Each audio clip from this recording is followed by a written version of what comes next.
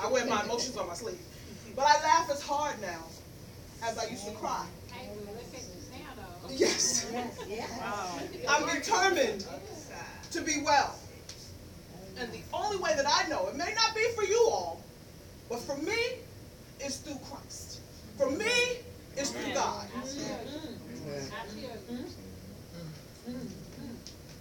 He brought me this far for a reason. And you all are one of the reasons. Everything happens for a reason. I don't believe in coincidences. I don't.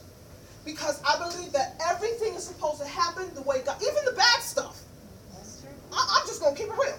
Even when things are going bad and you're like, what in the world is going on? Somebody might have stole your wallet and you got to pay a bill. And you're like, okay, why me? Why not you?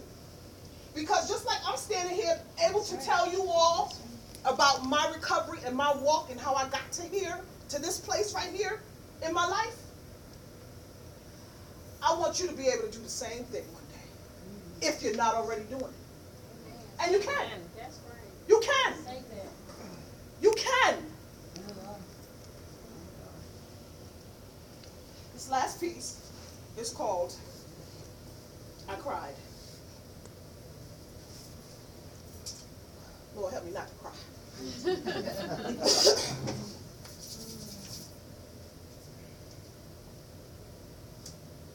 I woke up in the morning one day without my mommy, and so I cried. I was strapped to my brother's stroller, placed in the welfare system at the drop of a dime, almost lost my family for a lifetime, and so I cried. My family, they started to visit me. And when they left, those nasty, ugly people took away my Twizzler candy. And they left me with none. I hated that place. It's just not fair. Bad enough, I had to sleep in those pee-peed up cots upstairs. They were conveniently stripped bare. Nobody seemed to care.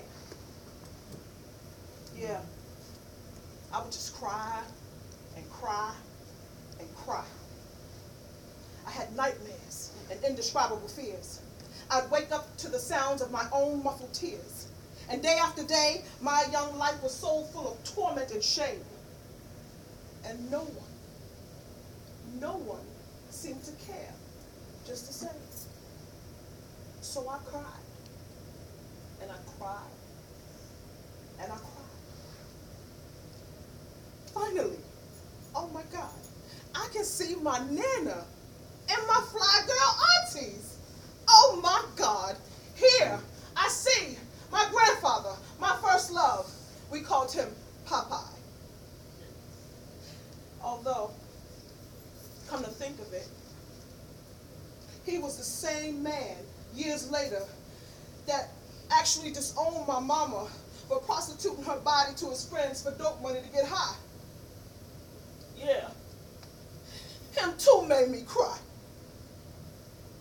So I just cried, and I cried, and I cried. Mommy, coming around the block, high off that melted down ghetto rock, embarrassing me. Yeah, maybe she was the one that was crazy. Well, it's not like she could come up to the 5th floor no more, because my Nana, my mother's mother, was definitely afraid of her man, my mother's father, and he would abruptly stop my mommy at the door. So I cried, and I cried, and I cried, and I cried. Growing up in a brick city in Harlem, I loved and hated my community. So I wanted better for me and my little family. So I moved to the Virginia suburbs. Yeah, D.C. was really where I wanted to be, Howard University. But I thought that I needed to be there. So I ran there. And guess what? That's where I found God. I found God there. And I started getting high myself off of cocaine there. And I started my brand new roots there.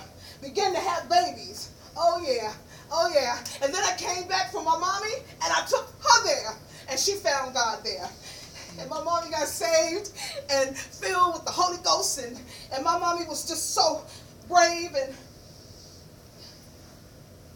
she began to incline her ear to hear.